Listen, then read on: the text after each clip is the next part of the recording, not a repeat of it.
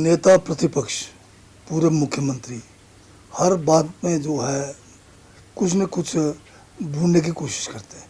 आज जो है प्रश्न यह है कि क्या बीजेपी हिमाचल के साथ खड़े हैं कि नहीं है।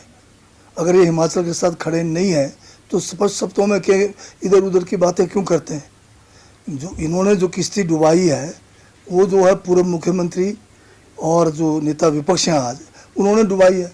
ये डबल इंजन की सरकार थी और जो है इन्होंने कर्ज लेकर घी पीते रहे। इन्होंने जो है एम्प्लॉयज़ का जो 10,000 का जो एरियर्स थे वो नहीं दिया। उस समय मौका था इनके पास, इनको जो है रेवेन्यू सरप्लस स्टेट बना सकते थे। इनको जो है जीएसटी का कंपनसेशन मिल रहा था, जो रेवेन्यू डेफिसिट ग्रांट है वो भी इनको पूरा मिला और सारी बातें इनके के फेवर में रहते हुए और उस समय डबल इंजन का लाभ ना उठा पाए और इनकी नालायकी के कारण हिमाचल पे 75,000 करोड़ का कर्जा छोड़ गए और हिमाचल को कंगाल करके चले गए और आज ये झूठ पे झूठ बोले जा रहे हैं। अब आज हिमाचल को आरडीजी जो है ये कोई हम खैरियत नहीं है, ये हम हमारे जो है संघीय ढांचे में हर राज्य जिसका भी डेफिसिट फाइनेंसिंग है उसका जो गैप फिल करने के लिए संविधान में प्रावधान किया है। ये कोई मोदी जी या कोई जो है नेता प्रतिपक्ष या बीजेपी के उसके ऊपर मेहरबान पे नहीं है। ये संवैधानिक एक व्यवस्था है कि हमारे जैसे स्टेट जिनका रेवेन्यू डेफिसिट होता है गैप फंडिंग के लिए ये आर्टिकल 275 बनाया, क्लियर शब्दों में कहा गया है। उसमें वर्ड भी लिखा हो गया कि शाल और किस स्टेट को कितना देना है, वो भी हर स्टेट को एक जैसा देने का नहीं है। हमारी जो मौके के हिसाब से जो हमारी कमियां हैं उसको पूरा करना केंद्र की जिम्मेदारी है, क्योंकि हिमाचल प्रदेश भी केंद्र का एक अभिन्न अंग है। अगर बीजेपी वाले ये तो बताएं या तो हिमाचल जो है केंद्र का अंग नहीं है, कोई हम खैरियत नहीं मांग रहे। संवैधानिक व्यवस्था के तहत जिसके तहत हम सब एकजुट हैं उसके तहत हम मांग रहे और उसमें ये बीजेपी वाले हमारा साथ नहीं दे रहे हैं। तो ये अब शब्द अगर मैं यूज़ करूं तो फिर इनको बहुत ज़्यादा मिर्ची लग जाएगी। आप समझ गए होंगे मैं कौन सी शब्द के प्रयोग कर रहा हूँ। जो साथ नहीं देते हैं, आज़ादी में साथ नहीं देते हैं, मुसीबत में साथ नहीं देते हैं, प्राकृतिक आपदा में साथ नहीं देते हैं, आर्थिक आपदा में साथ नहीं देते, वो क्या कहलाए जाएंगे। तो ये लोग जो है उस किस्म के लोग हैं जो हिमाचल के हितों के विरुद्ध चले हुए हैं। और ये कल नारे लगा रहे थे कि बेच दिया भाई, बेच दिया हिमाचल, बेच दिया। बताइए एक जगह बताइए जहां हिमाचल को हमने बेचा हो कांग्रेस की सरकार ने। बल्कि जब ये खुद मुख्यमंत्री थे 5,000 बीघा जो है कस्टमाइज्ड पैकेज के नाम पे 1 करोड़ रुपए में बिना रजिस्ट्री की वो जो है बड़े उद्योगपतियों को बेच दिया। आज भी इतने साल होने के बाद वहाँ पर कोई काम नहीं हुआ। उसमें उल्टा सरकार ने पैसे लगाए सड़क निकालने के लिए, उसके अंदर जो है कंटेनर्स बनाने के लिए। तो बेचना उसे कहते हैं। ये कल नारे लगा रहे थे, नारे तो आप लगा सकते हैं, पर बताइए क्या बेचा है। मैं इनको चैलेंज के साथ कहता हूं कि मुझे एक कोई ऐसा मतलब उदाहरण दीजिए जहां पर हमने हिमाचल के हितों को बेचा है। इन्होंने तो हिमाचल के हितों को पिछली बार जब ये सरकार में थे पूरा का पूरा बेच दिया, कंगाल कर दिया हिमाचल को। 75,000 करोड़ का कर्जा छोड़ के गए। ये किस खेत के मूली है बताइए, जो अपना सारा दोष हमारे पे डाल रहे हो। सर ये भी कह रहे हैं कि हम अपने बलबूते पे जाएंगे, हमें कांग्रेस के साथ जाने की जरूरत नहीं। तो क्या आपको लगता है कि ये हमने कब कहा इनको? ये तो माननीय मुख्यमंत्री जी जो है बड़ा दिल रख के कह रहे हैं कि ये हिमाचल के हितों की बात है, आप पीछे ना रहो, आप भी साथ चलो। कल इतिहास में ऐसा ना लिखा जाए जब हिमाचल में भाजपा की ज़रूरत थी तो सिर्फ ये सत्ता सुख भोगने के लिए आता है। जब हिमाचल मुसीबत में है, हिमाचल आर्थिक संकट में, तब ये जो है पीठ दिखा के भागते हैं। कहीं आपके ऊपर ये बदनामी ना लगे इसलिए आपको साथ की बात कर रहे हैं।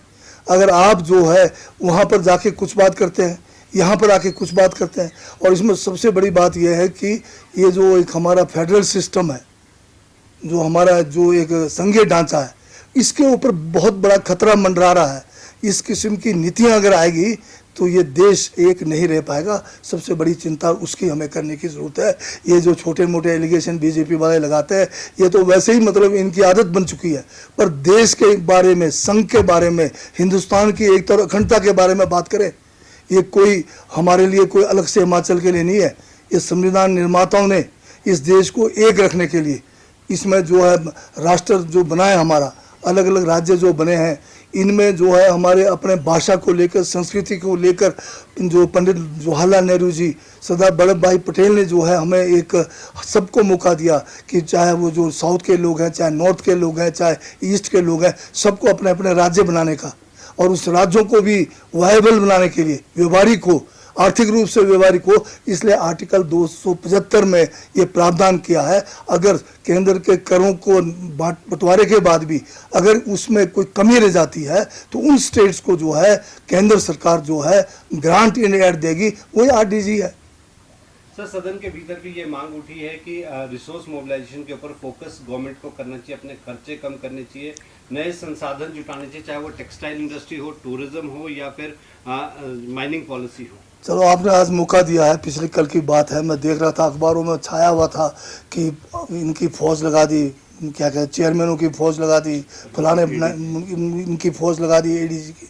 पर मैं बता रहा हूँ इनसे, मैं ये पूछना चाहता हूँ कि कोई व्यवस्था जब बनती है, उस व्यवस्था को चलाने के लिए आपको जो है साधन चाहिए और उसमें खर्चा हो गया होगा। कितना खर्चा हो रहा है चेयरमैनों पे, कितना वो मामूली है उसमें। यहाँ तो आप 50,000 करोड़ से ज़्यादा का हमें जो है नुकसान केंद्र की नीति के कारण करके जा रहे हो, मामूली हमारे 10-15 करोड़ के लिए आप रो रहे हो। तब तो मैं समझता हूँ कि नेता प्रतिपक्ष को, जो एक बतौर पूर्व मुख्यमंत्री बहुत बड़ा आमला साथ रखा हुआ है, 2-2, 3-3 गाड़ियाँ सरकारी रखी हुई है, नई गाड़ियाँ, फिर उनको जो है मिनिस्ट्रियल जो है रेजिडेंस मिला हुआ, ये सारे बेकार हैं। पूर्व, आप तो पूर्व हो गए तो छोड़ दीजिए आप। अगर इतने आप इसकी बात करते हैं तो फिर तो आपको भी जो है उदाहरण दे दीजिए आप, पूर्व मुख्यमंत्री के रूप में आपको चुना ले बतौर एलओपी। आपको जो मिलना चाहिए, जैसे आपने हमारे एलओपी को दिया था, ना तो बंगला दिया, ना आपने गाड़ी भी ढंग की नहीं दी, तो एक गाड़ी लेके रहो आप, उदाहरण सेट करो, हम लोग भी उदाहरण सेट कर लेंगे। सर, राज्यसभा का भी चुनाव होने जा रहा है और लगातार विपक्ष भी ये कह रहा है कि अगर कांग्रेस बाहर से किसी प्रत्याशी को यहाँ नहीं लाती है तो हम अपना कैंडिडेट नहीं देंगे, अगर बाहर से कोई आता है तो कौन कह रही है? बीजेपी हमारी पार्टी के अंदर क्या करना, हम बीजेपी से पूछेंगे। आप अपनी बात करो, 5-5 गुटों में बटे हुए हैं वो, आप एक दूसरे को जो है मुंह से देखते नहीं, आप एक दूसरे को सामने बैठकर जो है एक दूसरे के सामने बैठने में कतराते हो। अगर आप यहाँ कहीं इनके जो दिल्ली से कोई आ जाए तो इनका रवैया और हो जाता है। तो इनको अपने पास ही रखें अपना ज्ञान, हमें पता क्या करना है। सर, दिल्ली दौरा है, आप भी जा रहे हैं, मुख्यमंत्री भी आज जेएंडके के बाद दिल्ली रवाना होंगी, तो क्या कुछ रहेगा, कुछ विशेष? नहीं, दिल्ली में जो है संगठन को लेके, सरकार को लेके, आरडीजी को लेके बहुत सारी बातें हैं जिनके ऊपर वहाँ पर विचार विमर्श हाईकमांड से किया जाएगा।